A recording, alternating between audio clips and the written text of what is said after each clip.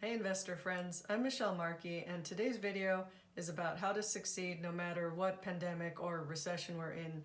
And this is for recent college and high school graduates. And as a millennial, I know and feel your pain of what you must be going through right now, as I also graduated in the aftermath of a recession.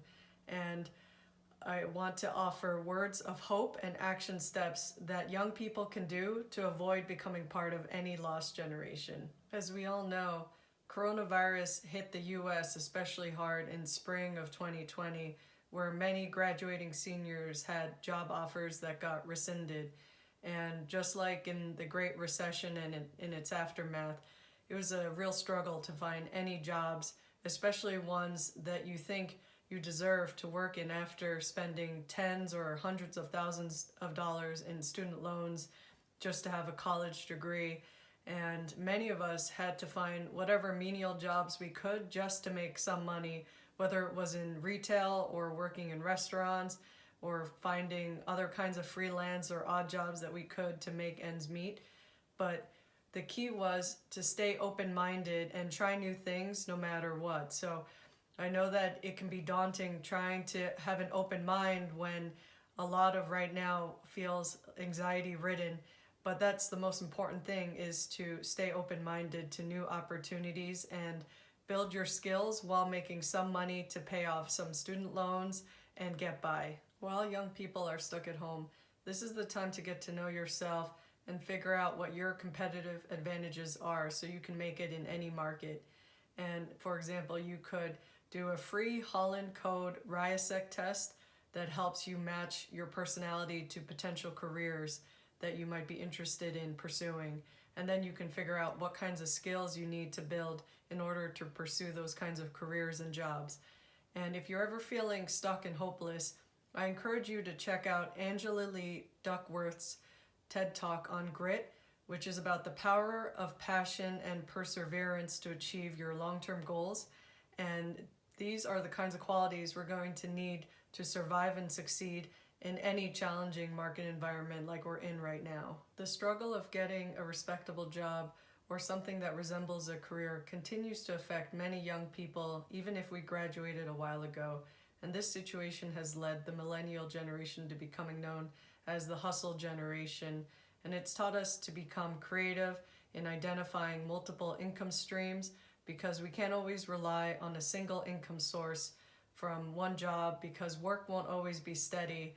And it's also taught us to always be optimizing, as I like to say, or improving on our skill set so that we evolve with new work demands in tech and other new trends that command better paying salaries.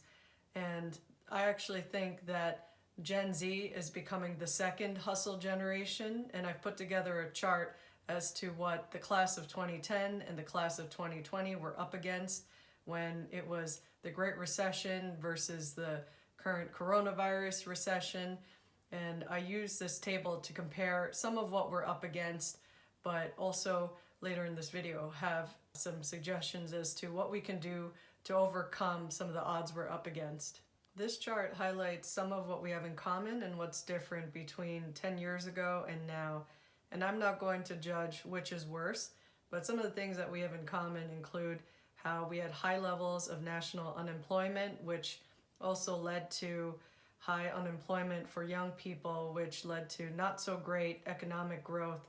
As you can probably imagine, when a lot of young people can't work, it's not able to help boost the economy. And then the stock markets back then were down and out, which meant it was probably one of the better times you could be investing, versus now where we're kind of raging like the roaring 1920s, and the recent market highs make me kind of scared. So I wouldn't be plunging too much money into the markets right now, but that's personal opinion. And then our student loans were actually quite comparable. So in dollar terms, 10 years ago, $25,000 back then is close to what recent grads having $30,000 are dealing with now, based on inflation adjusting the numbers. And minimum wage is still surprisingly at $7.25 in a lot of places, although some states have increased it to $15 an hour. And back then, I heard of so many people who were competing for unpaid internships whereas now the trend seems to be towards finally paying interns more, at least, so that's a good sign. And then back then, we had different modes to escape the dreary reality. We could go to bars and clubs and do activities even if we didn't have a lot of money, while people now have to rely on home entertainment and binge watch TV shows and movies, or do Zoom happy hours and kind of just do activities that aren't health and life threatening, which is kind of sad, but we need to overcome this crappy situation and find productive and proactive ways so that we can get onto a good career. It's important to acknowledge some legit economic inequalities that still exist and frustrating facts, like how women still only earn 80 cents to every dollar on average that a man makes, and other factors like wage growth has stagnated since the 1970s, when before that it used to be correlated to American productivity, but ever since the 1970s, in spite of great strides we've made in productivity, our wage and salary growth hasn't kept up. So this stuff should motivate you to want to work harder to overcome some of what's up against us and to put ourselves into a better economic position so we can actually thrive in spite of some of these shortcomings. The paths I've taken to get jobs as a teenager and work even during the recession while I was in college at 1 to 3 jobs is what I consider a foundation towards a successful life in saving up for retirement and having a good foundation for a successful career. And in doing so, even though I didn't understand much about investing when I was a teenager, I still signed up to where I worked at the time at Starbucks to their stock investment plan program and contributed some of my paycheck towards some discounted Starbucks shares, which I appreciate having to this day.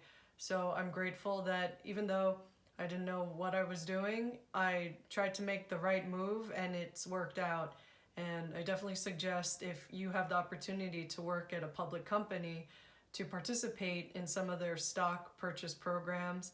And also, I prioritized, after graduating in the aftermath of the Great Recession, in paying off my student loans. So within 3 years of graduating undergrad, I paid off those loans, and within 2 years of graduating from grad school, those loans were done too.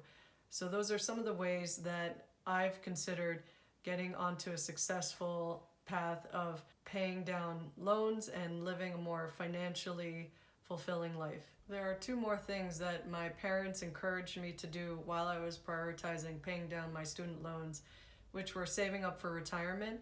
So even if I didn't have that much money, I put away some money in my Roth IRA and 401k, as well as my parents told me I should make sure I have health insurance. So whether you're on your parents' insurance or get it through a job or from the exchanges, it's important to have health insurance, especially now during the coronavirus. I've definitely noticed a trend of financial stakes getting higher when it comes to getting a college degree. So I also looked at how LinkedIn produced some of the top hard skills that you could have in the early 2010s, and they're remarkably consistent with what's still sought after in 2020. So even with that seemingly random liberal arts degree, it means that as long as you get important kinds of hard skills that you can demonstrate as having technical and analytical worth, that means you're more valuable as an employee, and or if you also decide to start your own company. Moreover, I created a chart of important soft skills and also compared them to a list from the World Economic Forum to also show people what are important soft skills to have to be successful in any work environment these days. And I happen to think from my professional experience that in no priority order, these soft skills are important to have and what have led me to being successful, as well as you can also make sure that with these soft skills, you're continuing to learn and professionally self-develop by borrowing books on self-development or asking your boss and colleagues of ways that you can improve. And ultimately, building up some of these soft skills can help you become a future leader and manager or your own boss in a company someday. So don't let these kinds of soft skills play second fiddle to having hard skills, because they're just as, if not more important. Another thing to not underestimate is the serendipity associated with networking. So whether you're on LinkedIn or calling up some people to get to learn how a certain job works, it's important to try to network with people, because you never know when an opportunity comes along and you might get offered a job. As well as, the road ahead can look dark and winding, but no matter what's out of your control, you got to find it in yourself to control what you can and to have hope and build up bankable and employable skills so that you can succeed no matter what the market environment is. So if you enjoyed this video or learned something, please like and subscribe. And if you have questions, please leave them in the comments and I'll do my best to answer. And also feel free to share your experiences. I'd love to hear from you. Till next time.